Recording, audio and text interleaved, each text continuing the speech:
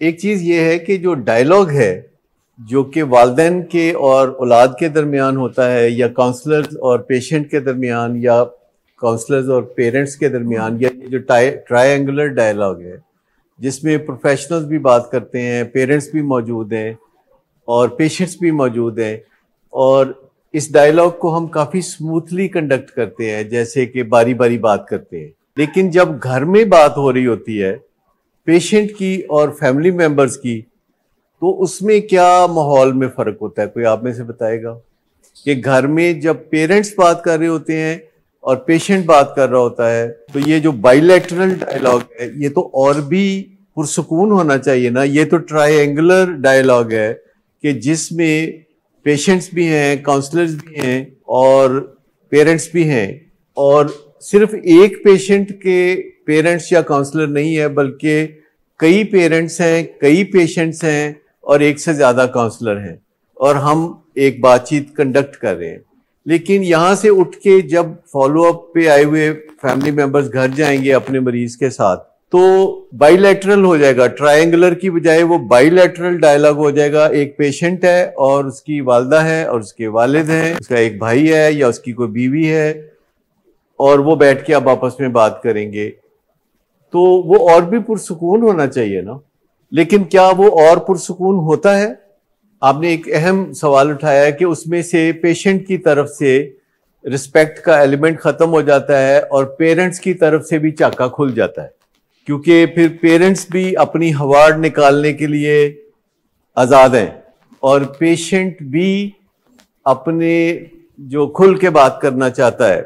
लेकिन जब यहाँ एक पेरेंट बैठा हुआ है और एक पेशेंट बैठा हुआ है और उनके दरमियान और साथ एक काउंसलर है और ट्रायंगुलर डायलॉग हो रहा है और पेरेंट्स भी बैठे हैं और पेशेंट्स भी बैठे हैं, तो यहाँ लोग क्यों अच्छे तरीके से बात करते हैं? ताकि उनका इंप्रेशन खराब ना हो।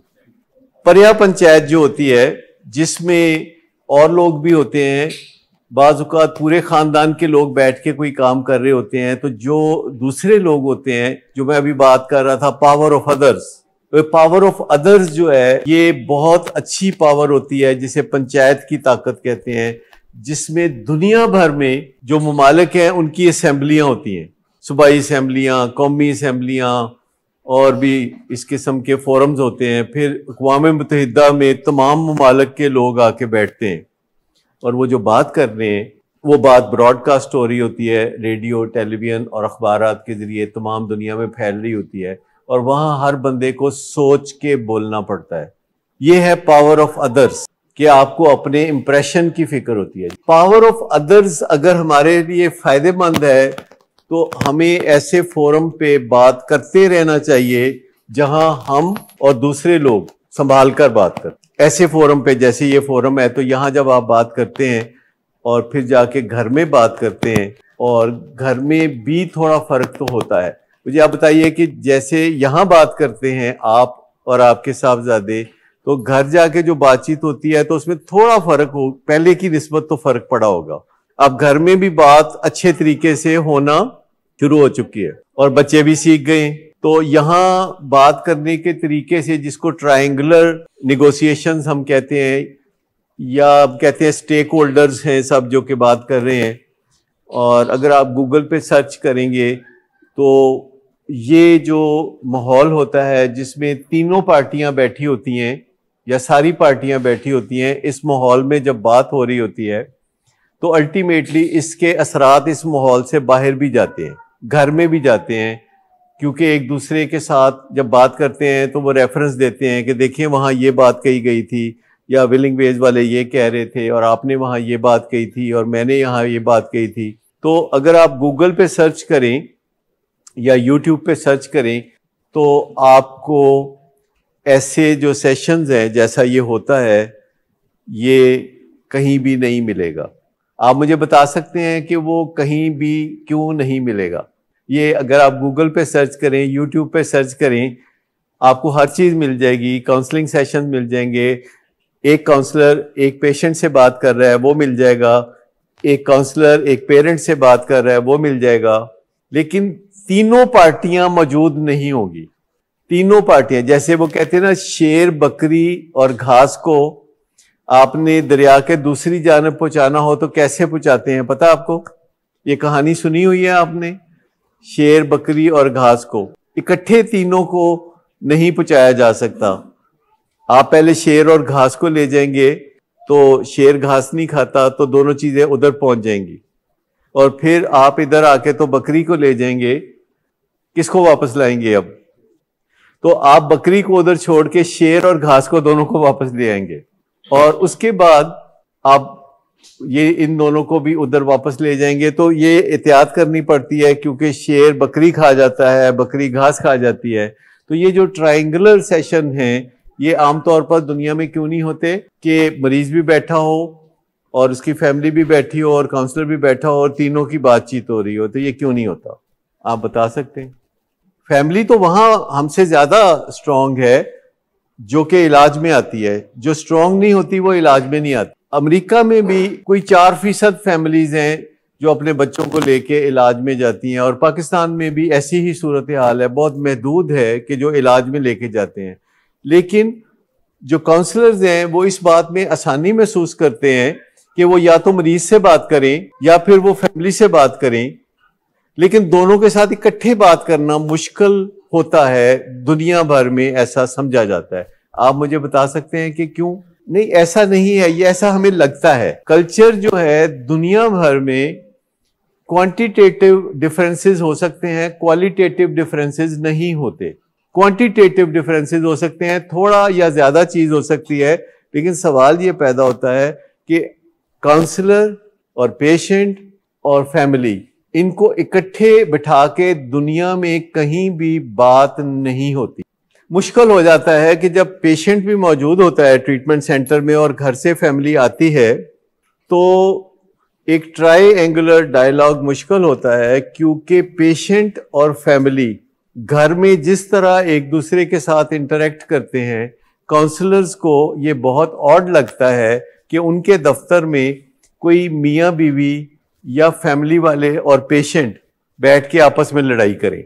आपको अच्छी तरह से ये अंदाजा होता होगा कि जब घर में आप अपने पेशेंट के साथ कोई बातचीत करते हैं, अल्टीमेटली इसका नतीजा क्या निकलता है? लड़ाई। अल्टीमेटली तो इसका नतीजा एक खामखा की बहस और लड़ाई की शक्ल में निकलता है। यही काम अगर काउंसलर के दफ्तर में हो तो काउंसलर का जो रोल है वो फीका पड़ जाएगा, वो गहना जाएगा। वालिदैन उठ के घर चले जाएंगे और उसके बाद काउंसलर और डॉक्टर भी उसी अंदाज में फिर बात करेंगे, काउंसलर और पेशेंट भी उसी अंदाज में बात करेंगे जिस अंदाज में वो अपने पेरेंट के साथ बात कर रहा था। लिहाजा दुनिया में आप जब जाएंगे यूट्यूब पे या गूगल पे, तो आपको ट्रायंगुलर सेशन कभी भी नहीं मिलेगा। आपको बाइलैटरल सेशन मिलेंगे कि पेरेंट्स के साथ बात हो रही है अलग से और पेशेंट के साथ बात हो रही है अलग से, और जो पेशेंट और पेरेंट हैं उनको इकट्ठे बिठा के कोई काउंसलर बातचीत नहीं करता, वो सिर्फ मुलाकात होती है।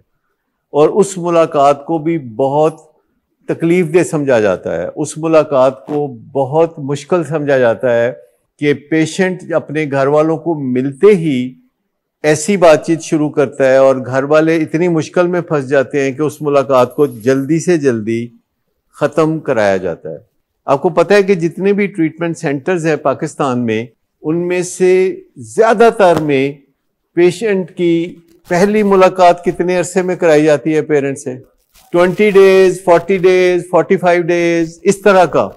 तो मुझे आप बता सकते हैं कि किसी पेशेंट की मुलाकात उसके घर वालों से 20 डेज में, 30 डेज में, 40 डेज में कराई जाए और दूसरी मुलाकात भी ऐसे ही कराई जाए और तीसरी मुलाकात में मरीज चला जाए।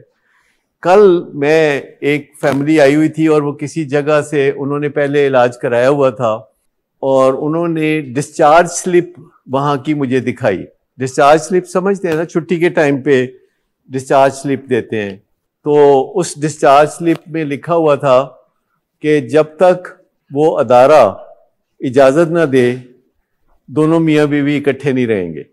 100 दिन के इलाज के बाद पेशेंट घर जा रहा है और पेशेंट के ऊपर और उसकी बीवी के ऊपर पाबंदी है कि वो लिविंग टुगेदर नहीं उनकी होगी, वो अलग-अलग दूर दूर रहेंगे। क्या आपको यकीन आता है इस बात पे कि ऐसा हुआ होगा कि अस्पताल से मरीज को फारिग करते हुए पेशेंट पे भी पाबंदी है और उसकी बीवी पे भी पाबंदी है कि उन्होंने इकट्ठे नहीं रहना।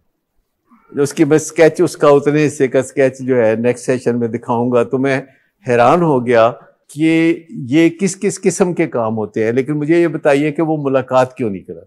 ये जो आपने सवाल किया, तो मैं वापस ये सवाल आपकी तरफ लौटाता हूँ कि क्यों नहीं करा। ये आप उसकी बात कर रहे हैं जो इकट्ठे नहीं, वो इस वजह से कि जो पेशेंट है उसके कुछ पैरानोयाज जो थे वो ठीक नहीं हुए थे और उनका ख्याल था कि ये इकट्ठे रहेंगे तो लड़ाई करेंगे, और उस दौरान उनकी कोई मुलाकात, कोई 100 दिन के अंदर कोई मुलाकात नहीं हुई। टेलीफोन पे 2 दफ़ा बात हुई और उसके बाद उसकी छुट्टी हो गई और उन्होंने कहा कि बीवी जो है वो मैके जाके रहेगी और जो खामद है वो अपने घर में रहेगा। लेकिन फिर उन्होंने ऐसा किया नहीं, वो महीने के बाद फिर इकट्ठे रहने लगे। और ये बात वैसे कोई भी नहीं चाहता कि पेशेंट रिलैप्स हो। याद रखें कि जो ट्रायंगुलर जो मफादात हैं, जो पेशेंट के और अदारे के और माँ बाप के हैं, उसमें जो कंसेंसस है असल वो इस चीज़ पे है कि तीनों ही रिलैप्स नहीं चाहते। पेशेंट रिलैप्स नहीं चाहता, मर्जी के खिलाफ रिलैप्स होता है। इलाज करने वाले रिलैप्स नहीं चाहते। जब कोई पेशेंट रिलैप्स होता है तो इलाज करने वाले दिल में बहुत शर्मिंदा होते हैं। और माँ बाप रिलैप्स नहीं चाहते क्योंकि वो स्टेक होल्डर्स होते हैं और उनका तो सारा मिशन ही नीचे जा गिरता है अपने हिसाब में। अगर कोई पेशेंट रिलैप्स होता है तो रिलैप्स तो कोई भी नहीं चाहता।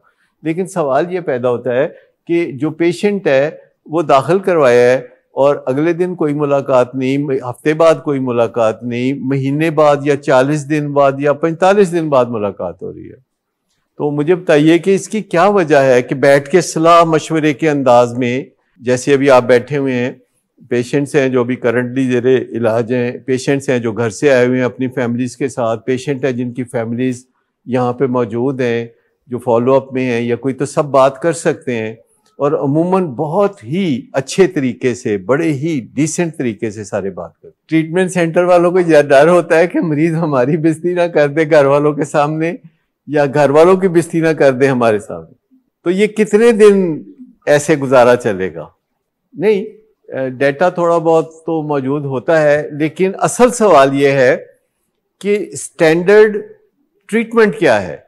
असल बात है कि अगर आप अपने गूगल पे सिर्फ इतना लिख दें कि एडिक्शन ट्रीटमेंट क्या है या स्टैंडर्ड एडिक्शन ट्रीटमेंट क्या है या ट्रीटमेंट क्या होना चाहिए अल्कोहलिज्म का, या ट्रीटमेंट क्या होना चाहिए ड्रग एडिक्शन का, या ट्रीटमेंट क्या होना चाहिए चरस एडिक्शन का, अगर आप इस तरह की कोई बात लिखते हैं तो आपको स्टैंडर्ड मिल जाएंगे। WHO का स्टैंडर्ड मिल जाएगा, वर्ल्ड हेल्थ ऑर्गेनाइजेशन का, नाइडा का स्टैंडर्ड मिल जाएगा, NCADD का मिल जाएगा, हेजल्डन का मिल जाएगा, बेटीफोर्ड सेंटर का मिल जाएगा, तो विलिंग वेज का अपना तरीक़ेकार मिल जाएगा और ऑफिशियल तरीक़ेकार जो दुनिया का है वो भी मिल जाएगा। लेकिन क्या आपने कभी ऐसा किया? ये है दिलचस्प सवाल इससे भी ज़्यादा, कि क्या आपने कभी गूगल पे जाके ये लिखा कि आपकी ज़रूरत है। देखिए, जैसे मैंने आंखों का ऑपरेशन कराना था तो ये मेरी ज़रूरत थी, तो मैंने लिखा कि ये जो कैटरैक्ट ऑपरेशन है ये कैसे होता है, क्योंकि दुनिया में टेक्निक्स बदलती रही हैं और हमारे मेडिकल कॉलेज के ज़माने में ये टेक्निक्स नहीं थी। ओपन ऑपरेशन होता था, आँख फाड़ के सामने रख देंगे सर, और मतलब वो इस तरह आप अगले दिन काम नहीं कर सकते थे या आप अगले दिन नॉर्मल नहीं होते। जैसे कि अब एक बहुत ही डेलिकेट इंस्ट्रूमेंट होता है जो आँख की साइड से अंदर भेजा जाता है, और वो इंस्ट्रूमेंट जो है उसके साथ एक कैमरा होता है, उसके साथ ही पता नहीं कितना सामान होता है, और वो बहुत छोटा सा होता है, और एक कंप्यूटर पे बैठ के डॉक्टर काम कर रहा होता है। और वो मशीन जो है, जो बहुत ही एक्सपेंसिव मशीन होती है, वो उसके अंदर इंतज़ाम होता है कि बारी बारी तीनों काम करने हैं। एक काम होता है एक तरह का, फिर एक दूसरी तरह का, फिर एक तीसरी तरह का, फिर अंदर से मवाद को बाहर निकाला जाता है उस बारीक सोर्स के ज़रिए, फिर लेंस अंदर भेजे जाते हैं, फिर लेंस को कैसे फैला के सेट किया जाता है, और ये बड़ा डेलिकेट काम है। तो मैंने सबसे पहले गूगल पे जाके लिखा कि कैटरेक्ट ऑपरेशन लेटेस्ट टेक्निक से कैसे होता है, तो उसके बहुत सारे व्यूज़ आए, बहुत सारे लिंक्स आ गए, फिर पाकिस्तान के लिंक्स आ गए, फिर इंडिया के लिंक्स आ गए, फिर वो ऑपरेशन कैसे होता है वो होते हुए उन्होंने दिखाया, फिर आंख के अंदर जैसे कैमरा भेजा होता है तो वो क्या नज़र आता है वो सब दिखाया। और उसके बाद मुझे समझ आ गई कि एक्चुअली मैंने क्या करना है। नहीं, फोबिया तो था नहीं, मैं तो अपना रिसर्च कर रहा था कि करना क्या है, होगा क्या। और जब मुझे पता चल गया कि होगा क्या, तो फिर मैंने पता किया कि पाकिस्तान में कौन कौन लोग हैं जो ये काम करते हैं। और फिर मैंने अपने जो पेशेंट्स हैं जिनके साथ ताल्लुकात फैमिलीज़ के साथ हमारे ज़्यादा हो जाते हैं ताल्लुकात, कई ऐसे फैमिलीज़ हैं कि 6 महीने हो गए, साल हो गया, 2 साल हो गए, मरीज़ ठीक ठाक है, तो उनके साथ हमारे फ्रेंडली रिलेशनशिप्स हो जाते हैं। तो मैंने 6 ऐसे लोग तलाश किए कि जिन्होंने ये ऑपरेशन कराया हुआ था, यानी फैमिलीज़, पेशेंट्स के पेरेंट्स जो कि मेरी उम्र के लोग थे, यानी मेरे 6 पेशेंट्स के फादर्स जिनकी उम्र मेरी उम्र से थोड़ी कम या ज़्यादा थी। और मैंने अपनी रिसर्च में पता चलाया कि इन्होंने ये ऑपरेशन साल पहले, 2 साल पहले, 3 साल पहले या 4 साल पहले कराया था। और ये 6 लोग वो थे कि जिन्होंने एक ही डॉक्टर से कराया था। ये 6 के 6 लोग हैं, इन्होंने अपनी दोनों आंखों का ऑपरेशन एक ही टाइम पे कराया था और एक ही डॉक्टर से कराया था, और वो उस एक डॉक्टर से बहुत मुतमिन थे। और इसके अलावा मैंने 18 और लोग ढूंढे, यानी ये टोटल 24 लोग थे जिन्होंने आंखों का ऑपरेशन कराया था, और उनमें से 6 थे जिन्होंने एक ही डॉक्टर से कराया था, और 18 ऐसे थे जिन्होंने मुख्तलिफ जगह से कराया था। तो मैंने सारे लोगों से बात की कि अच्छा, आपने ऑपरेशन कराया था तो कैसे हुआ, आपका फिर क्या बना, फिर आपका क्या नतीजा निकला। तो अल्टीमेटली वो 6 जिन्होंने एक ही डॉक्टर से कराया था वो सारे मुतमिन भी थे। तो मैंने फिर क्या किया होगा, उसी डॉक्टर से कराया होगा जिनका नाम है डॉक्टर ज़हीर आकिल काजी।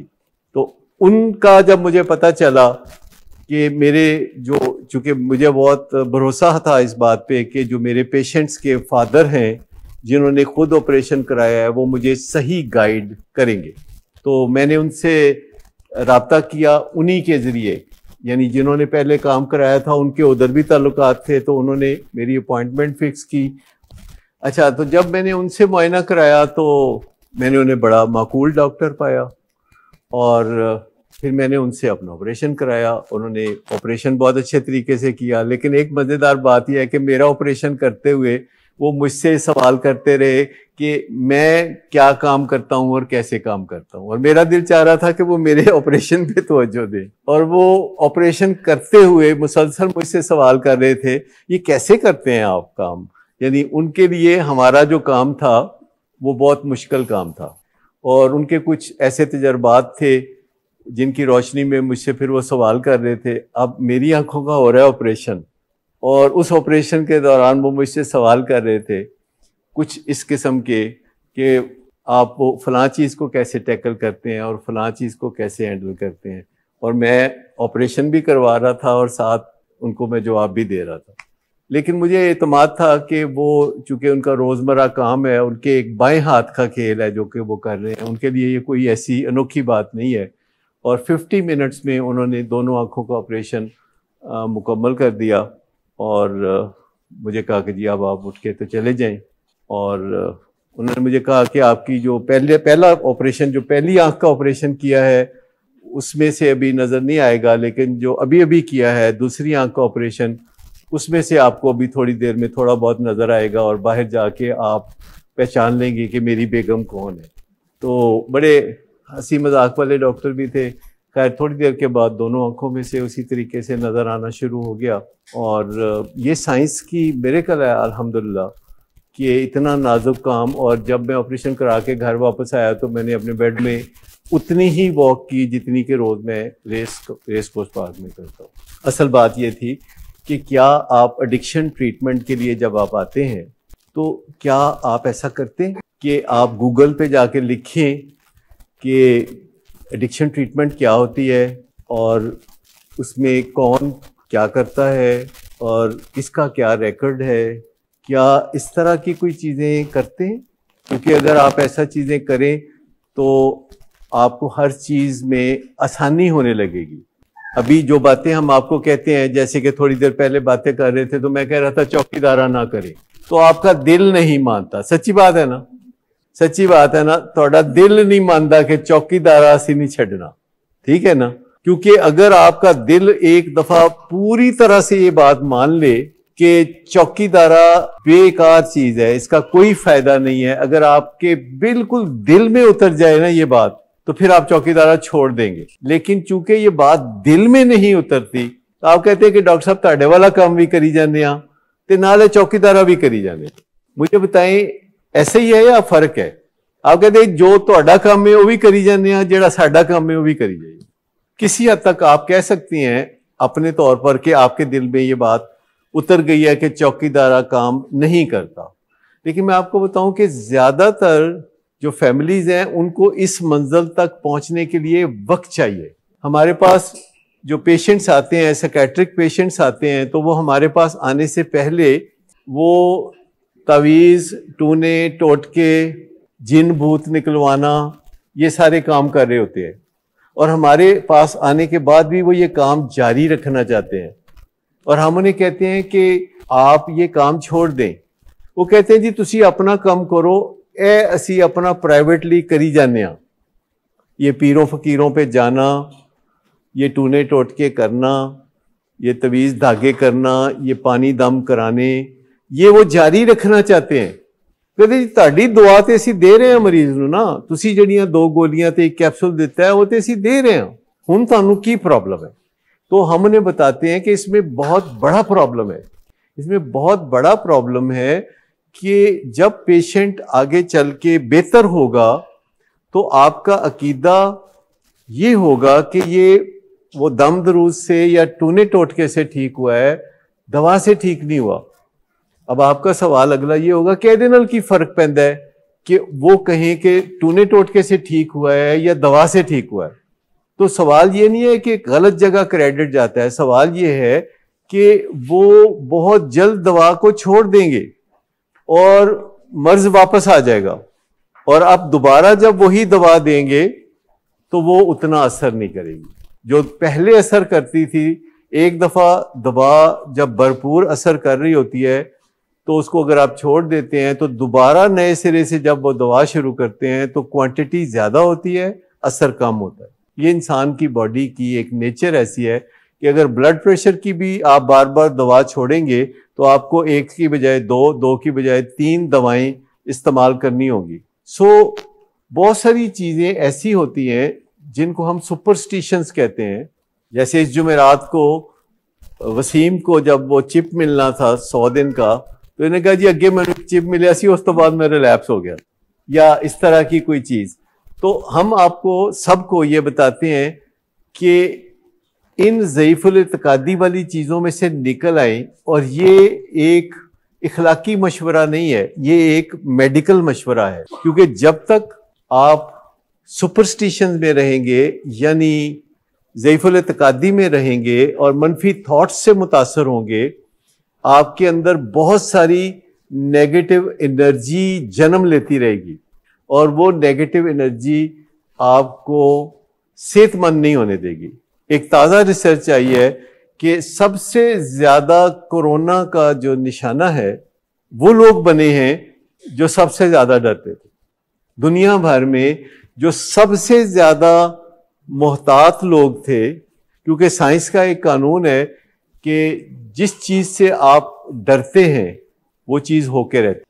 मर्फीज लॉ, अगर आप सोचते हैं if something can go wrong it will, क्योंकि आपका सारा ऑपरेशन उस लाइन में होने लगेगा कि वो बाद में वकूफ़ पजीर होगी। जैसे अगर आप डरते हैं कि मेरा किधरे गड्डी का एक्सीडेंट ना हो जाए, अगर आप हर वक्त एक्सीडेंट से डरते हैं और गाड़ी को बहुत ध्यान से चलाते हैं तो आपके एक्सीडेंट के जो इम्कानात हैं वो कम नहीं होते, वो बढ़ जाते हैं। यानी उस खौफ की वजह से, जिस बंदे को ये खौफ है कि मेरा एक्सीडेंट होगा, फिर उसका एक्सीडेंट होगा, क्योंकि उसका जहन जो है वो उस खौफ से जब भरा होता है तो एक्सीडेंट की राह हमवार हो जाती है। इसीलिए डॉक्टर वेन डब्ल्यू डायर कहते हैं कि जो कुछ भी आपने अपने लिए सोचना है ज़रा ध्यान से सोचें, क्योंकि जो कुछ आपने सोचना है वो हो जाना है। लिहाजा सोचने से पहले फैसला कर लें कि क्या सीरियसली आप वही चाहते हैं जो आप सोच रहे हैं। कोई कोई फैमिली यकीनन ऐसा करती हैं, लेकिन ज़्यादातर फैमिलीज़ जिन बीमारियों या मुश्किलात में मुब्तला होती हैं वो उसके बारे में स्टडी नहीं करते। मिसाल के तौर पर अगर किसी को डायबिटीज़ है, मैंने लोगों को देखा है कि 20-20 साल से डायबिटीज़ है, पर उनको अपनी डायबिटीज़ की बीमारी के बारे में 1% भी मालूमात नहीं है। हालांकि होना चाहिए ना कि अगर किसी को डायबिटीज़ है तो उसको डायबिटीज़ के बारे में मालूमात हो, बात को समझ जाए ना कि मैं एम्फेसाइज क्या कर रहा हूँ। मैं एम्फेसाइज ये कर रहा हूँ कि जो आपकी ज़िंदगी में अभी रौनकें हैं, ये जो आपकी ज़िंदगी बेहतरीन है, पता चलाएं कि ये क्यों बेहतरीन है। आप अगर अच्छी गाड़ियों में सफ़र करते हैं जो स्मूथली चलती हैं, या आप टेलीविज़न देखते हैं, या फ्रिज इस्तेमाल करते हैं, या माइक्रोवेव इस्तेमाल करते हैं, या हवाई जहाज़ पे आप सफ़र करते हैं, या आप सेल फोन पे बातें करते हैं, तो इसकी सोर्स क्या है? साइंस। तो अगर आपकी ज़िंदगी में ये चलते फिरते मोज़े हैं, आपकी ज़िंदगी में ये चलती फिरती रौनकें और कामयाबियां हैं कि आप बटन दबाते हैं रोशनी हो जाती है, आप बटन दबाते हैं तो पंखा चलना शुरू हो जाता है, आप बटन दबाते हैं तो आपका एसी। अभी तो ये भी हो गया है कि लोग घर जाते हुए रास्ते में बटन दबाते हैं और घर में एसी चल जाता है। ऑटोमेशन कितनी ज़्यादा है कि कोई सोच सकता था आज से चंद साल पहले ऐसा होगा कि आपका पेट है पाकिस्तान में, आप गए हुए हैं अमेरिका और आप देखना चाहते हैं कि आपकी लाडली बिल्ली जो है उसने सुबह नाश्ता क्या किया है और क्या आपके मुलाजम उसकी सही लुक आफ्टर कर रहे हैं या वो मैली कुचैली है।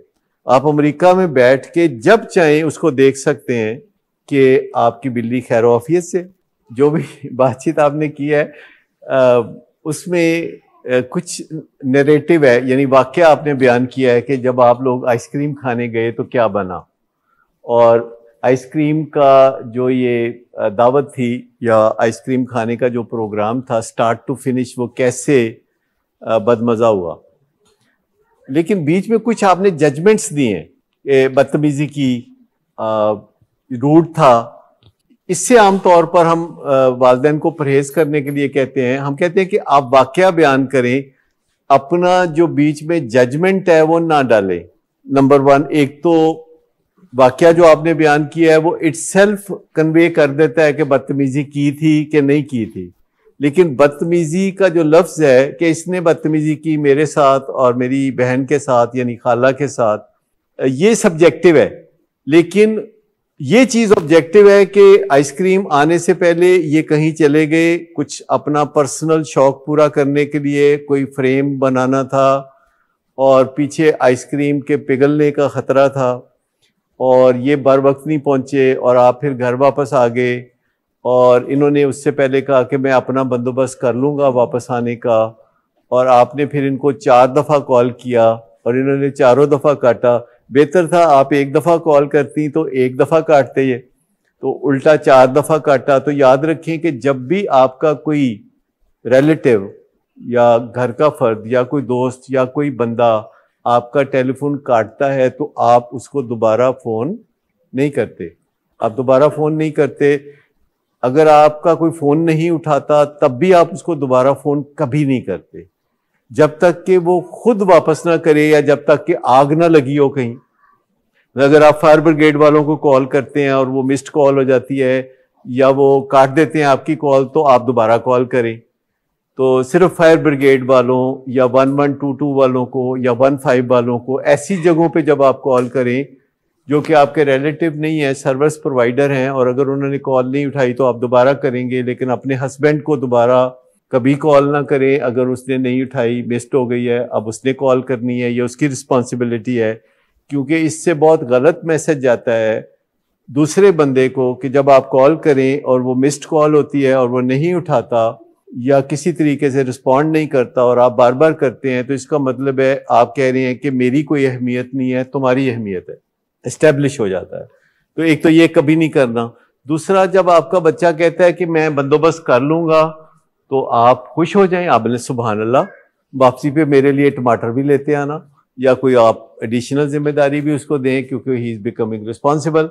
वो इसी वजह से है ना कि आप जब शहीद वफा बनते हैं, शहीद वफा समझते हैं ना, मार्टर्स, जब आप शहीद वफा बनते हैं तो दूसरे बंदे को उससे कोई लेसन मिलता है ना। एक दफा ये पहले भी हुआ था कि आपका जो बड़ा बेटा है,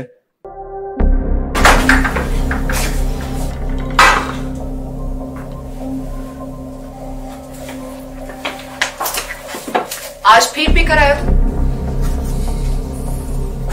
मेरा नहीं तो इन बच्चों का ही ख्याल कर लो। बंद करो तुम अपनी बकवास। लेकिन तुम अपनी घटिया को तो से बाज मत आना। तुम हो ही घटिया इंसान। तुम होती कौन हो मुझे रोकने वाली? तुम्हारे बाप के माल की पीता हूं क्या? शराब नोशी की वजह किरदार की खराबी नहीं, मूड की खराबी है। शराब नोशी कभी भी नशे की बीमारी में बदल सकती है। नशे की बीमारी हर स्टेज पर काबिले इलाज है। मदद हासिल कीजिए, क्योंकि वो ऐसा नहीं करेगा। विलिंग वेज से मदद हासिल कीजिए, कहीं से भी मदद हासिल कीजिए, लेकिन फौरी मदद हासिल कीजिए। जिस मुआवजे के इंतजार में आपने बहुत देर कर दी, अब वो दस्तक दे रहा है। मदद हासिल कीजिए, मदद हासिल कीजिए, मदद हासिल कीजिए। वो उसको वो दरवाजा बैंग करके तो गया था, तो आप घर चली गई थी, और बाद में वो कह रहा था कि मैनू आके ले जाओ। मुझे ये बताएं कि ये कौन सी बीमारी है कि अगर एक बच्चा जो है आपके साथ कहीं गया है और गाड़ी से स्किप होके वो इधर उधर चला जाता है, और अब आपको वक्त पड़ा हुआ है और आप घर जाके फिर वापस गाड़ी लेके आते हैं, फिर फोन करते हैं 4 दफा, तो इससे आपको इतना कोफ्त होती है, इतना आपको गुस्सा होता है कि फिर जब ये आपके पास वापस आया साहबजादा, तो आपकी बॉडी लैंग्वेज भी तो खराब होगी ना। मतलब ये है कि आपकी बॉडी लैंग्वेज पिछली सीट पे बैठे बैठे, आगे वो नहीं देख सकता था अगली सीट पे बैठे बैठे, लेकिन बॉडी लैंग्वेज तो खराब थी ना, टोन ऑफ वॉइस तो खराब थी ना। वो पीछे कह रहा है कि थी। मसला ये है कि जब आप खपे तपे होंगे, जब आप जुर्माना भर के बैठे होंगे, जब आपने एक्स्ट्रा एफर्ट की होगी, तो इम्कान ज्यादा है कि आपको गुस्सा आएगा। तो बुरा इसीलिए लगा ना, अगर आप शुरू में ही रिलैक्स रहती और आप कहती कि आप अगर कोई अपना काम कर रहे हैं तो आप करके तो आ जाइएगा, मैं वापस घर जा रही हूँ। ये जो पिक एंड ड्रॉप है, ये तो 5 साल के बच्चों के लिए होता है ना, कि कहीं वो कोई उनको किडनैप ना कर ले। तो सालक को तो कोई किडनैप नहीं कर सकता, 10-20 को ये खुद कर सकता है किडनैप। इसके बारे में बात अगले दिन हो सकती है, इसके बारे में बात अगले दिन हो सकती है, जब एक रात आप भी सो चुके हैं और वो भी सो चुके हैं, और सुबह नाश्ते के बाद आप बैठें और आप बहुत अच्छे तरीके से कहें कि मैं सालिक को कोई बात करना चाहती हूँ, और वो कल के बारे में है कि हम जब इकट्ठे गए थे एज ए फैमिली, तो उस इकट्ठे जाने का मज़ा गारत हो गया जब आप बीच में से इधर इस तरह गायब हो गए और मैं फिक्रमंद हो गई। कहीं इसमें यह बात भी है कि आपका वो जो चौकीदार है वो ड्यूटी पे आ गया है ना। अभी आपने उसको फायर नहीं किया ना चौकीदार को, अभी आपने सिर्फ उसका काम कम किया है, तनहा उसको बकायदा मिल रही है चौकीदार। There is no doubt about it कि जो कुछ भी हुआ उससे बहुत मजा किरकिरा हुआ, और सबसे ज्यादा मजा किरकिरा हुआ कि आपकी आइसक्रीम पिघल गई। इस पे डिस्कशन जो है, जैसे अभी इस फोरम पे हो रही है, तो आपके घर में भी हो सकती थी नेक्स्ट डे। उसकी जो टोन में एजीनेस और इरिटेशन या गुस्सा है ना, वो इस वजह से है कि देखो मैं हूं एडा वड्डा कारनामा किया है, मैनू इन्ने महीने हो गए ने, मैं नशे तो बगैर रह रहा, हालांकि कर मैनू सुबह शाम सजदे क्यों नहीं कर दे। कहीं ना कहीं ये एक बीच में एंटाइटलमेंट, इसको हम एंटाइटलमेंट कहते हैं, एंटाइटलमेंट कि देखो मैं हूं एहसान किया है, तुहाडे ते नशा छड्डिया है, ते तुसी सजदे ते करया करो ना सुबह दोपहर शाम में।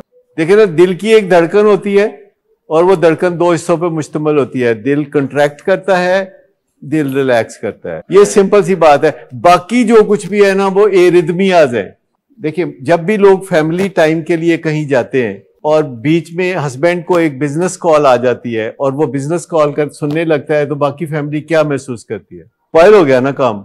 देखिए ना, अगर आप फोन उठाते हैं, आपकी ड्यूटी कोई इमरजेंसी टाइप है और आप फोन उठा के कहते हैं कि अगर कोई इमरजेंसी नहीं है तो मैं थोड़ी देर बाद कॉल करता हूँ, ठीक। और अगर वो कहते हैं कि इमरजेंसी है, कहीं आग लगी हुई है या किसी मरीज की सेहत ठीक नहीं, तो आप कहते हैं जी मैं हाजिर हूँ, और फैमिली उसको अकोमोडेट करेगी, कोई भी माइंड नहीं करता। लेकिन अगर बिला वजह बीच में आप आइसक्रीम खाने गए हैं और बीच में आप कोई फ्रेम जो है उसको मैनेज करना चाहते हैं और तवज्जो जो है अपनी अम्मी की तरफ, जब आप दोस्तों के साथ जाते हैं तो बीच में फ्रेम कराने जाते हैं तस्वीरें? नहीं जाते ना।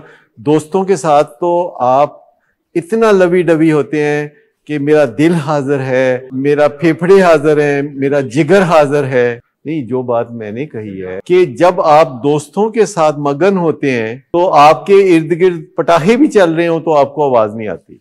आप इस बात को आफ्टर 2 days भी अंडरस्टैंड नहीं कर सके कि आपकी अम्मी को ये रंज है कि हमारा फैमिली टाइम था, मैं अपने 2 बेटों के साथ और एक बहन के साथ आइसक्रीम खाने गई, मैंने 1000 रुपए की या 2000 रुपए की इन्वेस्टमेंट की और उसके नतीजे में मैंने क्या पाया।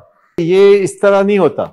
आपको मानना पड़ेगा कि इन प्रिंसिपल अगर आप दोनों बेटों को छोड़ के ये चली जाती कि मैंने ये दुपट्टा रंगवाने के लिए दिया हुआ है तो वो दुपट्टा मैं रंगवा लूं, और वो दुकानदार दुपट्टा खुश कर रहा है और ये उसके पीछे पड़ी हुई है कि कल मैंने पार्टी पे जाना है तो मैं दुपट्टा रंगवा लूं, तो आपको भी बुरा लग। मैं तो कह रहा हूं कि देखिए, चौकीदार जागा था, आपका चौकीदार जागा था, कहा, मैंने कहा कि जी दोबारा कॉल नहीं करनी चाहिए थी, 4 दफा, 1 दफा काफी होती है कॉल, छोड़ के नहीं जाना चाहिए था। लेकिन अगले दिन सुबह बैठ के नाश्ते के बाद ठंडे दिल से ये डिस्कशन होनी चाहिए थी कि कल रात कुछ बदमज़गी हुई है, let's talk about that. Crucial conversation होनी चाहिए थी, क्योंकि एक चीज होती है क्रूशियल कन्वर्सेशन जो कि आपने उस वक्त करनी होती है जबकि ताज़ा वकूआ नहीं होता, ताज़ा हादसा नहीं होता, और आप आराम से ठंडे दिल से फैमिली के साथ बैठ के बात करते हैं और आप फैमिली से ये बात करते हैं कि देखिए कल ये वाक़या हुआ,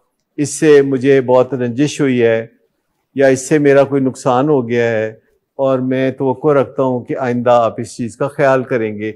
आप पॉइंट स्कोरिंग नहीं करना चाहते, पर आप फ्यूचर के लिए कोई राह बनाना चाहते हैं कि ये फ्यूचर में ऐसा ना हो। मुझे पता है कि आखिर में मैंने ये बड़ी खूबी देखी है आप में भी और मुइज़ में भी ख़ास तौर पर, कि आप जब भी किसी चीज़ से इख्तलाफ करते हैं और बहस मुबाहिसा करते हैं तो it never goes wasted, it never ever goes wasted, क्योंकि आप लोग फिर बहुत तेज़ी से अपने मामलात को बेहतर बना लें।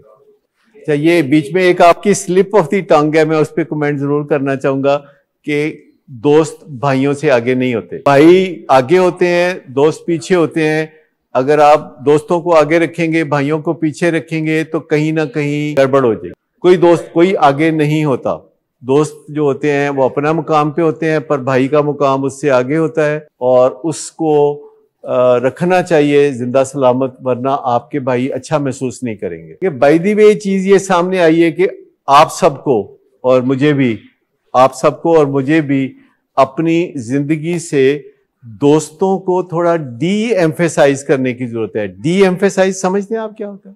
यानी हम सबको, खास तौर पर मुझे और आपको, अपनी जिंदगी में से दोस्तों को थोड़ा डी एम्फेसाइज करने की जरूरत है और फैमिली को थोड़ा एम्फेसाइज करने की जरूरत है। और मैंने देखा है आप में से जिसने भी फैमिली को एम्फेसाइज किया है उसकी जिंदगी में बेहतरी आई। यहाँ असफर बैठे हैं, मैंने देखा है कि इन्होंने अपनी जिंदगी से दोस्तों को डी एम्फेसाइज किया है, यानी उनकी अहमियत को थोड़ा कम किया है, और अपनी फैमिली यानी वाइफ और अपने वालिद को अपनी जिंदगी में ज्यादा अहमियत दी है। और ऐसा हुआ है, ऐसा हुआ है, और उसके नतीजा अच्छा निकला है। तो असफर के लिए तालियां मैं चाहूंगा कि आप हमेशा अपने घर वालों को थोड़ा एज दे दें, थोड़ा एज दें, अपने घर वालों को थोड़ा फालतू दे दें, दर्जन का 13 दे दें, बाहर दर्जन का दर्जन दें, पर अपने घर वालों को दर्जन के नाम पे 13, 14, 15, 16 जो देने दे दे, और उसका फायदा होगा। कि अगर आप अपने घर वालों को थोड़ा सा एज देंगे, क्योंकि दोस्ती का जो रिश्ता है वो गुलाब जैसा है, लेकिन बीच में जो कांटे हैं वो चुभ जाएं तो बहुत काम खराब होता है।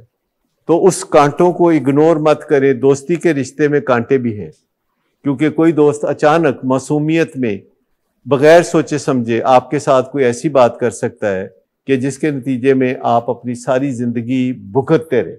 क्योंकि दोस्तों के साथ किए हुए जो काम होते हैं ये लिंगर ऑन करते हैं हमारी जिंदगी में खराबियों के साथ। सबसे पहली बात तो ये है कि जब आप दोस्त बनाते हैं तो ये अनकॉन्शियसली नहीं होना चाहिए।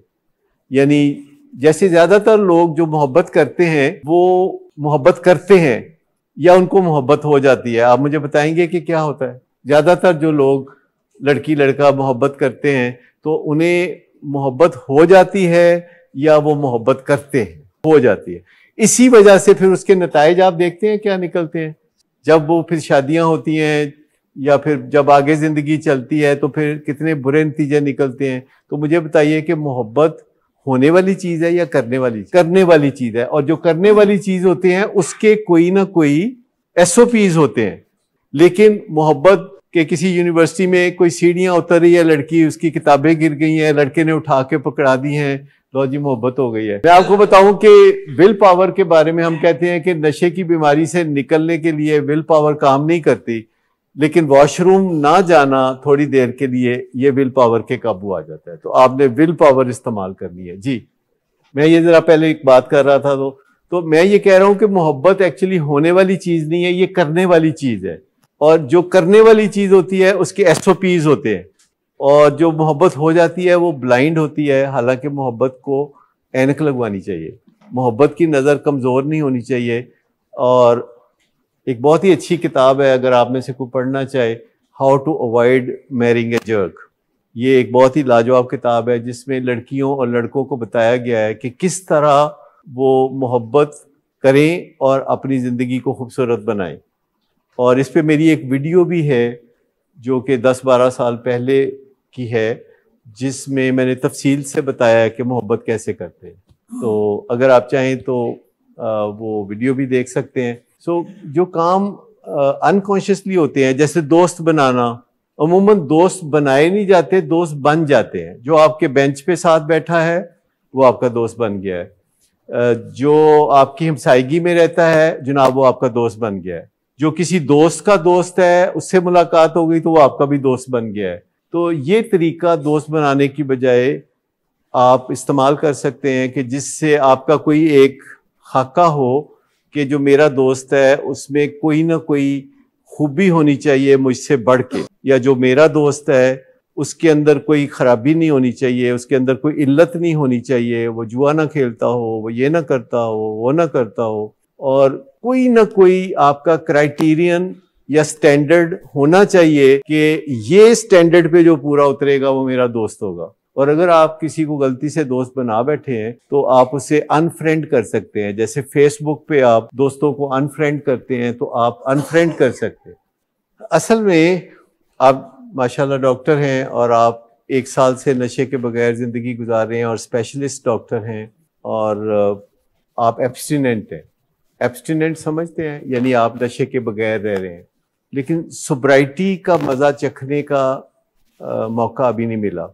यानी जो अपने अंदर एक ठंड पड़ने वाली बात है, जो नफ्से मुतमईन बनने वाली बात है, उसके लिए आपको कोई टाइम बनाना चाहिए कि आप उस जिद्दोजहद की तरफ चलें। और जो आपने बताया कि आपकी मैरिटल लाइफ 11 साल से ही कोई बहुत ज़्यादा शानदार नहीं थी और नशे में आपको पता ही नहीं चलता था कि मैरिटल लाइफ अच्छी है या बुरी है, और अब आपको ज़रा ज़्यादा महसूस हो। जितनी भी हो वो तो अभी ज़ेरे बहस नहीं है कि वो कितनी थी। पहले आप सिगरेट पीते होंगे, उसको आप नशा नहीं समझते होंगे, फिर आप चरस पी भी होगी, या कोई टैबलेट्स खाई होंगी, या कोई चीज़ होगी जिसे आपने नशा नहीं समझा होगा, और फिर कोई और ड्रग आई होगी जिसे आपने नशा समझा। तो वो जो पीरियड होता है वो इनवेरिएबली ज़्यादा होता है। लेकिन असल बात यह है कि आपकी जो मैरिटल लाइफ है उसकी तामीर नौ करने की ज़रूरत है। लेकिन जिस शहर में आप रहते हैं वहाँ तामीर नौ की बजाय नई शादी को काफ़ी तरजीह दी जाती है। तो क्या कहीं आपका दिल ऐसा तो नहीं चाह रहा कि ऐसा तो नहीं चाह रहा। बहुत आसान है, मैं आपको आसान रास्ता बताता हूँ कि अब आपका अगला मरहला जो है वो ये है कि आप अपनी मैरिटल लाइफ को कामयाब बना लें। ये आपका सब्जेक्ट होना चाहिए। जैसे पहले आपका सब्जेक्ट था कि आप डॉक्टर बनना चाहते हैं, फिर आपका सब्जेक्ट था कि आप स्पेशलिस्ट बनना चाहते हैं, और फिर आपका सब्जेक्ट था कि आप नशा छोड़ना चाहते हैं, और अब आपका सब्जेक्ट होना चाहिए कि मैं अपनी मैरिटल लाइफ को कैसे कामयाब बनाऊं। मैं आपको बताऊं कि ये कुछ ज़्यादा मुश्किल नहीं है, स्पेशली एक डॉक्टर के लिए ये ज़्यादा मुश्किल नहीं है। अगर आप चाहें कि आप कोई म्यूज़िक डायरेक्टर बन जाएं तो आप 6 महीने में म्यूज़िक डायरेक्टर भी बन सकते हैं, क्योंकि जो डॉक्टर बनता है उसके अंदर कुछ एक्स्ट्रा ऐसी कैपेबिलिटीज़ होती हैं कि वो जो भी सीखना चाहे तो वो सीख सकता है, जो कि उसको नहीं आता वो पा सकता है। एक सब्जेक्ट है जिसे हम मैरिटल डिस्कॉर्ड कहते हैं। मैरिटल डिस्कॉर्ड का मतलब है जहां मियाँ बीवी की आपस में नहीं बनती, और उसके लिए जो काउंसलिंग है वो दुनिया में बहुत ज़्यादा आम है और बहुत तरक्की याफ्ता काउंसलिंग है। 2 मियाँ बीवी डॉक्टर हैं जिनमें से खामद का नाम गॉटमैन है और उसकी बेगम का नाम भी कुछ है, और वो भी साथ गॉटमैन लिखती हैं, और वो अमेरिका में उन्होंने बड़ा तहलका मचाया हुआ है इस बारे में कि मियाँ बीवी के ताल्लुकात अच्छे कैसे हो सकते हैं। तो उनके ऑनलाइन कोर्सेज हैं, यानी ऑनलाइन वो ट्रेनिंग देते हैं कि कोई मियाँ बीवी अगर उनकी आपस में बनती नहीं या उनकी शादीशुदा ज़िंदगी मज़ेदार नहीं है तो वो बना सकते हैं मज़ेदार। और उनके 3 लेवल हैं जो कि आप उनसे सीख सकते हैं। फिर उनकी किताबें हैं, उनकी 9 किताबें हैं, शानदार किताबें हैं जो कि मियाँ बीवी के ताल्लुकात के बारे में हैं, और उन किताबों की फ़ोटोकॉपीज़ आपको मिल सकती हैं यहाँ से। और अगर आप अबू बकर की जिम्मेदारी लगाएं जो हमारे अकाउंटेंट हैं, तो वो आपको कल तक, यानी परसों तक, कल संडे है, उसकी कॉपी मुल्तान में भिजवा देंगे, और आप बड़े ही संजीदगी से उसे पढ़ना शुरू करें और अपनी मैरिटल लाइफ को टर्न अराउंड कर सकते हैं। और मैं आपको बताऊं कि कोई भी बीवी या खामद टर्न अराउंड हो सकता है, बशर्ते कि हम उसको टर्न अराउंड करने का तहैया कर ले और अपनी अना को बीच में से निकाल दें। क्योंकि मियाँ बीवी के रिश्ते में जो चीज़ सबसे बड़ा पत्थर होती है वो है अना, और अगर आप इस रिश्ते में से अना को निकाल दें, क्योंकि मियाँ बीवी को दुनिया में 1 यूनिट समझा जाता है, ये 2 यूनिट्स नहीं है, ये 1 यूनिट है, और 1 यूनिट में अना नहीं होती। 2 यूनिट्स हो तो दोनों की अना होगी। अगर आप सही मानों में ये तसव्वुर कर लें कि आप दोनों एक हैं, एक यूनिट हैं, तो फिर अना को बीच में निकालना आपके लिए आसान हो जाएगा। पहले मैं आपको शाबाश दूंगा इस बात पे कि आपने पब्लिकली अपना एक मसला उठाया। इसका मतलब है कि आपकी शेम हील हो रही है, जिसका मतलब ये है कि आपको पता है कि जो मियाँ बीवी के मसले सिर्फ आपको नहीं पेश आते, ये सारी दुनिया को पेश आते हैं। कुछ लोग ये आवाज़ उठा सकते हैं, कुछ लोग ये आवाज़ को दबा लेते हैं, और आपने आवाज़ उठाई है तो 50% काम तो आपका कामयाबी की तरफ चल निकला है। और इसके नतीजे में जब आप अबू बकर से बात करेंगे और वो आपको 2-3 दिन में किताब मुल्तान में डिलीवर करवा देंगे, और फिर आप उसे पढ़ना शुरू करें और जो बातें उन्होंने लिखी हैं उस पर अमल करना शुरू करें और अपनी अना को हटा दें, तो 1 साल बाद आप कह रहे होंगे कि अब मेरे बीवी के साथ ताल्लुकात बहुत अच्छे हैं, और अब एक ये नया मसला है या ये वो नया मसला है या एक और नया मसला। तो आप ऐसा कीजिएगा। नॉट एट ऑल, क्योंकि बंदे को बड़ा कभी कभी ये डर लगता है। कई कराची में फैमिलीज हैं जो हमसे, कराची में कोई काफ़ी रिवाज है, लोग फैमिलियों को एक दूसरे को बुलाते हैं और पार्टी करते हैं और अल्कोहल ऑफर करते हैं, और उनकी फैमिली का कोई बंदा जब अल्कोहलिक हो जाता है तो कराची में हमारे पास आते हैं, तो हम फैमिली को कहते हैं कि अब आप ये पार्टियां करनी छोड़ दें। तो वो कहते हैं कि अगर हम ये पार्टियां करनी छोड़ देंगे तो हम तो अकेले रह जाएंगे। तो फिर हम उनको तफसील से बताते हैं कि ऐसा नहीं है कि पार्टियां अगर आप छोड़ देंगे तो आप अकेले रह जाएंगे, फिर आपको ऐसे लोगों से दोस्ती करना होगी कि जो पार्टी वाले लोग नहीं है, और ऐसे लोगों की तादाद उन लोगों से ज़्यादा है जो पार्टी करते हैं। आपका क्या हाल है कि डिफेंस में, गुलबर्ग में या लाहौर कैंट में जो पार्टी नहीं करते? डेफिनेटली हमेशा उन लोगों की तादाद ज़्यादा होती है, लेकिन अगर किसी मोहल्ले में या किसी इलाके में 100 घर हों जहां पार्टी नहीं हो रही, और 2 घर हों जहां पार्टी हो रही है तो शोर किसका होगा?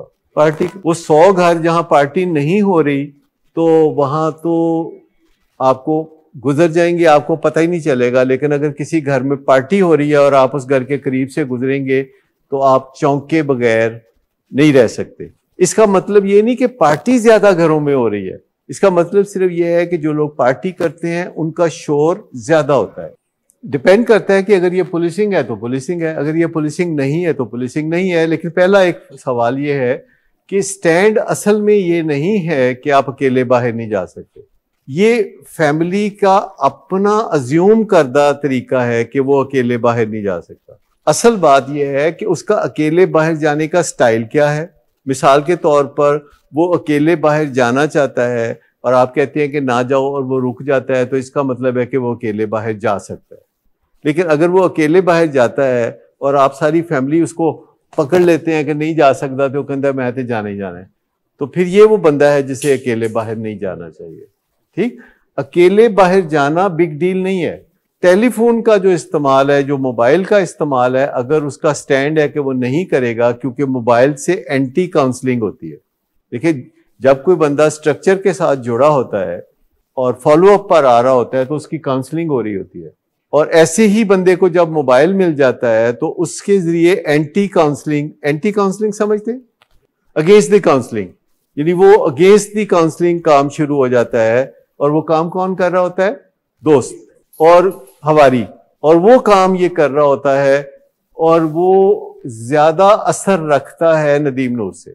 अब आप समझ गए। तो इस वजह से जब कच्चा होता है हमारा बच्चा, तो हम चाहते हैं कि वो जैसे 100 दिन अंदर गुजारे हैं बुरे असरात से महफूज होके, कोई एंटी काउंसलिंग नहीं हुई, ऐसे ही 100 दिन वो बाहर भी गुजारे। तो फिर असल मसला ये नहीं है कि वो जा सकता है कि नहीं जा सकता, असल मसला ये है कि वो जाना चाहता है कहीं और क्या स्ट्रक्चर से भी जुड़े रहना चाहता है। क्या जितना शौक उसका कहीं जाने का है, क्या इतना ही शौक उसका फॉलोअप का भी है या एनए मीटिंग का भी है? उतना ही शौक उसका माँ बाप के साथ बैठने का भी है? उतना ही शौक उसका वेल मीनिंग लोगों के साथ भी बैठने का है, या उथे ही जाना चाहता है? तो फिर ओवरऑल पिक्चर को, जिसे बिग पिक्चर कहा जाए, उस बिग पिक्चर को देखना पड़ेगा। असल में हम लोग इस चीज के बिल्कुल कायल नहीं है कि वो कहीं जा नहीं सकता, वो जा सकता है। और उसको पकड़ के रोकना या चौकीदारा करना फायदेमंद नहीं साबित होता। और इसका हमें कोई और ही हल निकालना पड़ेगा। उसके साथ हमारे मुज़ाकरात बड़े हेल्दी हों, जब हम उससे बात करें तो उसको भी मजा आए और हमें भी मजा आए। तो ये है असल चीज। ये चौकीदारे को कहीं ना कहीं हमें खुरच के निकालना पड़ेगा अपने दिमागों में से। और अगर उससे कोई खराबी होगी तो उसका हल ढूंढा जाएगा, क्योंकि चौकीदारे से कोई फायदा तो हो नहीं रहा है। और चौकीदारा ना करने से अगर आपको लगे कि कोई कमी रह गई है, कोई कमजोरी रह गई है, तो फिर हम देखेंगे कि बीच में किसको डालना है, अमेरिका को डालना है बीच में, कि यूएनओ को डालना है, या क्या करना है, या खुद सोचना है, या वालिदैन को आपस में बैठ के सोचना है। क्योंकि यहाँ एक चीज अभी ये भी मिसिंग है पाकिस्तान में कि वालिदैन का कोई ऐसा फोरम नहीं है जहां वालिदैन जाके तो एक दूसरे के साथ दुखड़े शेयर कर सकें, जबकि जो औलाद है उनके पास हमेशा 1, 2, 3, 4, 10, 20 लोग होंगे जिनके साथ जाके वो बात कर सकते हैं। और वालिदैन तो बेचारे किसी के साथ पेट से कपड़ा नहीं उठा सकते, और इससे बड़े मसाइल पैदा होते हैं कि हम जब पेट से अभी डॉक्टर साहब ने पेट से कपड़ा उठाया है और मुझे पूरा यकीन है इनका मसला ये हल हो जाएगा, क्योंकि उन्होंने पूरी करज का मुजाहरा किया है। ये बात वो मुझे अकेले में से भी कर सकते थे, लेकिन उसकी लज्जत बहुत कम होनी थी। लेकिन ये जो सबके साथ सामने उन्होंने ये बात की है, तो मैं यकीन रखता हूँ कि 6 महीने बाद वो हमें बता रहे होंगे कि मैंने अपनी मैरिटल लाइफ को खूबसूरत बना लिया। ये जिद भी करते थे, लेकिन अल्टीमेटली इन्होंने आपकी बात मान ली। इसका मतलब है कि इनका जो वोट है वो अब आपके साथ हो गया है। इन्होंने कोई पार्टी छोड़ दी है और कोई पार्टी पकड़ ली है। इसमें फैसला तो हतमी तौर पर वालिद के तौर पर आप ही ने करना है। मैं आपको सिर्फ मशवरा दे सकता हूँ कि अगर कोई बच्चा मैट्रिक में अव्वल आ जाए और आप उसे वीडियो गेम खरीद के दे दें तो क्या होगा? नुकसान होगा ना, क्योंकि अगर आप उसे इंसाइक्लोपीडिया खरीद के दे दें तो क्या होगा, फायदा होगा। तो अगर आप इनको कोई फायदा देना चाहते हैं सिगरेट छोड़ने का, तो आप कोई ऐसा काम करें कि जिससे इनको फायदा हो। सेल फोन का अभी इनको कुछ अरसा, थोड़ा सा अरसा फायदा नहीं होगा। इनको आप किसी और तरह से ओबलाइज कर दें, इनको कोई पेट रख दें इनको कोई, या जो अगर इनकी दिलचस्पी हो, या कोई आइसक्रीम खाना चाहते हो मुसलसल 3 दिन तो वो खिला दें, कोई अच्छी बुक दे दें, कोई in line with your project होना चाहिए ना आप। और अगर इन्होंने सिगरेट छोड़ी है तो ये बहुत बहादुरी का काम किया है, इस पे आप इनको डेली शाबाश दे सकते हैं कि बेटा ये तुमने बड़ा ज़बरदस्त काम किया है। लेकिन फिलहाल आप इन्हें ये कर सकते हैं कि अगर आपके सेल फोन से, ये आपकी परमिशन से किसी नॉन स्लिपरी दोस्त को कॉल करना चाहते हैं तो वो कॉल कर लें, या ये किसी तरीके से कोई मालूमात लेना चाहते हैं गूगल से तो वो ले लें। एक अमेरिका में टर्म यूज होती है इलाज के बाद, वो कहते हैं कि पैसे देने के नहीं। अब तो ये सवाल पुराने हो गए कि पैसे देने के नहीं देने, तो वो एक टर्म यूज करते थे वॉकिंग अराउंड द मनी। मतलब वो पूछते हैं कि बच्चे को पैसे देने हैं कि नहीं, तो डॉक्टर आगे से कहता है yes he can walk around money. क्या मतलब हुआ इसका, वॉकिंग अराउंड मनी। तो he can walk around the mobile, वो जो वॉक वाली बात थी। हफ्ते में एक दिन आपने कहा था तो वो शुरू करें ना, तो वहां ये सारी बाकी की बातें तो वैसे ही हो जाती हैं, उसमें तो कोई मसला। चौकीदारी का तो हम कहते ही नहीं, वो तो वालदैन का शौक होता है तो थोड़ी बहुत हाँ में हाँ हम भी मिला देते हैं। तो वालदैन को बहुत मुश्किल होती है अगर हम खुल के कह देना कि इन्हू ना फड़ो, जान दियो जिथे जाना है, तो वालदैन कहते हैं ना ना ऐ नहीं हो सकता, उनकी जान निकल जाती है। तो अदरवाइज हम कोई इस बात को बहुत वैल्यू नहीं देते। हम कहते हैं कि असल वैल्यू है कि यहाँ चिराग जलना शुरू हो, और वो ज्यादा मुश्किल नहीं है। रोज हम देखते हैं कि ये चीजें होती हैं। लेकिन एक चीज मैं आखिरी बात कह के तो सेशन खत्म करूंगा कि जब आप 8 महीने या 10 महीने जैसे आप बता रहे हैं कि नशे से दूर रहते हैं, या आप 11 महीने कहते हैं कि नशे से दूर रहते हैं, और आपने कहा कि 1 साल नशे से दूर रहें, तो इसमें ये एंटाइटलमेंट नहीं होनी चाहिए कि अब मैं खराबियां कर सकता हूं। इसमें ये चीज नहीं होनी चाहिए कि अब चूंकि मैंने नशा छोड़ा हुआ है तो फिर मेरा एहसान मनो। ये कहीं ना कहीं आ जाता है ना कि मैंने नशा छोड़ा हुआ है तो अब मुझे सुबह शाम सजदा करो। तो वो होना इसके उलट चाहिए कि आपका नशा छूटा हो और आप इनकसारी के साथ बात करें। आपका नशा छूटा हो और आपकी आंखों में आंसू हो, खुशी के आंसू। आपका नशा छूटा हो और आप किसी के करीब जाएं तो उसका दिल चाहे कि वो आपको गले लगा दे। यानी लोगों की एंग्जाइटी कम हो आपके सामने आने से। ये है असल चीज कि आपने नशा छोड़ा हुआ है तो उसका भाग आपको है और आपके घर वालों को है, लेकिन साथ ह्यूमिलिटी हो, साथ आजिज़ी इनकसारी हो, डाउन टू अर्थ हो जाएं। यानी अपने घर वालों के साथ आप छुएं तो उनको सुकून मिले, क्योंकि उन्होंने कई साल तकलीफ उठाई है और ये उनकी ज़ाती जिम्मेदारी है कि वो इस तकलीफ में से निकलें, इस रोग में से निकलें जो उनको नशे के ज़माने में आपसे मिला। तो इसके लिए उनको जिद्दोजहद करने की ज़रूरत है। ज़ाती तौर पर भी फैमिली वालों को अपनी ज़ाती जिद्दोजहद में आगे बढ़ना चाहिए कि वो अच्छी सेहत के मालिक हों, जिस्मानी तौर पर और ज़हनी तौर पर, और सोसाइटी के अंदर मूव करते हुए मुआशरती तौर पर। और सबसे बड़ी बात यह है कि रूहानी तौर पर वो लिबरेटेड हों, वो खौफज़दा ना हो कि अरे तड़का ना लगा रहे कि शाम को क्या हो जाएगा या कल सुबह क्या हो जाएगा। उनका दिल धड़के से आज़ाद हो। यानी एक लिबरेशन जो है ये वो चीज़ है जो कि एक बहुत बड़ी दौलत है और वो उस पर सबका हक है। यानी ये जो सोब्राइटी है, ये जो नशा छोड़ के ज़िंदगी गुजारना है, ये आपका तो भाग अच्छा है कि आपके फैमिली मेम्बर्स ने आपके लिए इतनी जिद्दोजहद की। जिनके फैमिली मेम्बर्स ऐसा नहीं कर पाते, आपको पता है कि उनके साथ क्या होता है। वो एक ऐसी मिजरेबल ज़िंदगी गुजार के सफ़ा हस्ती से मिट जाते हैं कि उनके सिर्फ दाग बाकी रह जाते हैं। वो है अपनी सोब्राइटी को वैल्यू करना, अपनी सोब्राइटी से रोमांस करना, अपनी जो नशा छोड़े होने की कैफियत है उस पर प्राउड होना। यानी अगर कोई बंदा अपने अंदर चेंज लाता है कोई और उस पर प्राउड होता है, जैसे कोई बंदा वर्जिश शुरू करता है और चंद दिन के बाद उसे अच्छा महसूस होता है और वो अपने वर्जिश करने पे प्राउड होता है, तो इसका मतलब है कि वो वर्जिश करता रहेगा। तो जो सोब्राइटी है, जब आपकी नज़र में इसकी वैल्यू ऊपर जाना शुरू होगी, आपको ये कीमती लगने लगेगी, तो आपको फिर तन्हा भी छोड़ दें तो आप कहीं भी जाएंगे तो आप अपनी सोब्राइटी के खुद हिफाजत करने वाले होंगे। और ये जो ट्रस्ट की बात है, ये आपको अपने ऊपर काम करने से दूसरों का ट्रस्ट हासिल होगा। ये आपके डिमांड करने से हासिल नहीं होगा कि अच्छा तुसी किदों तो मेरे ते ट्रस्ट करोगे, जनवरी तो या फरवरी तो ये क्वेश्चन वैलिड नहीं है। असल बात ये है कि आपके फैमिली वाले कहे कि जाओ जाओ ये काम करके आओ, जाओ जाके ये बाजार से फलां चीज़ लेके आ जाओ, और उनको पता हो कि आपने अपने अंदर चौकीदार पैदा कर लिया है। क्योंकि जो जिस तरह हमने कहा ना कि बाहर का चौकीदार नहीं काम करता, यानी आप चौकीदारा करें अपनी औलाद का, इट वोंट वर्क। लेकिन अगर आपकी औलाद ने अपने अंदर चौकीदार बना लिया है तो फिर इससे बड़ी बात और क्या होगी। वो अंदर का जो चौकीदार है वो लगामे खींच के जब रखता है तो कोई उसकी हुक्मदुली नहीं कर सकता। अंदर का चौकीदार है असल, और फिर उस पर बंदा प्राउड भी बहुत फील करता है क्योंकि उसकी मर्जी खुद उस पर चलने लगती है। एडिक्शन नाम इस चीज़ का है जब आपकी मर्जी आप पर नहीं चलती, जब आप नशा नहीं करना चाहते तो भी करना पड़ता है, ये है एडिक्शन। और रिकवरी ये है कि आपकी मर्जी अब अपने आप पर चलना शुरू हो जाती है, और गलत बात अगर आपके अंदर से भी उभरती है या कोई आपको कोई क्रेविंग होती है तो आप उसको इफेक्टिवली मैनेज करने लगते हैं, and then you are proud of it.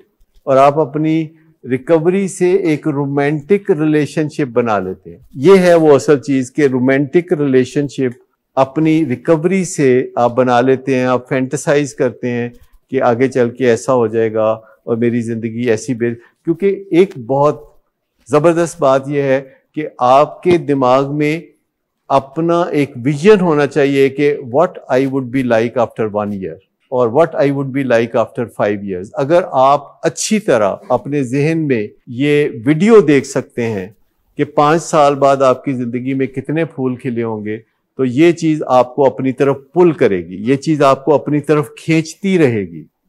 तो आपका कोई फ्यूचर विजन ज़रूर होना चाहिए, आपके जहन में कोई एक अपना फ्यूचर कॉन्सेप्ट ज़रूर होना चाहिए जो कि आप वीडियो की शक्ल में देख सकें और आप उसको ऐसे अपने जहन के पर्दे पे चला सकें जैसे रियल वीडियोस आप देखते हैं। और अगर आप एक ऐसा विजन बना लेते हैं कि this is going to be like this, तो फिर आपका जो ये सफ़र है जो रिकवरी का और ये जो रोमांस है रिकवरी के साथ, ये बढ़ता चला जाता है। और अगर आपके पास कोई तस्वीर ही नहीं है, कोई डेस्टिनेशन ही नहीं है, कोई वेल डिफाइंड मंजिल ही नहीं है अगर आपके पास, तो फिर रोज़ विल पावर लगानी पड़ेगी, रोज़ जोर लगाना पड़ेगा, फिर चौकीदारे, फिर ये सब कुछ होता रहेगा।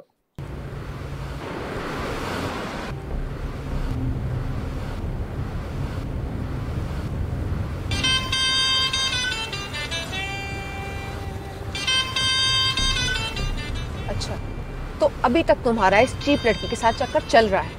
तुम कौन होती हो मुझे पूछने वाली? ओके, और तुम इन घटिया लड़कियों के साथ गुलछर्रे उड़ाते फिरो, तो मैं चुप बैठूं?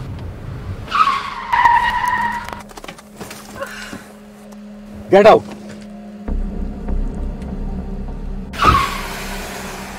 शराब नोशी की वजह किरदार की खराबी नहीं, मूड की खराबी है। शराब नोशी कभी भी नशे की बीमारी में बदल सकती है। नशे की बीमारी हर स्टेज पर काबिले इलाज है। मदद हासिल कीजिए, क्योंकि वो ऐसा नहीं करेगा। विलिंग वेज से मदद हासिल कीजिए, कहीं से भी मदद हासिल कीजिए, लेकिन फौरी मदद हासिल कीजिए। जिस मुआवजे के इंतजार में आपने बहुत देर कर दी, अब वो दस्तक दे रहा है। मदद हासिल कीजिए, मदद हासिल कीजिए, मदद हासिल कीजिए।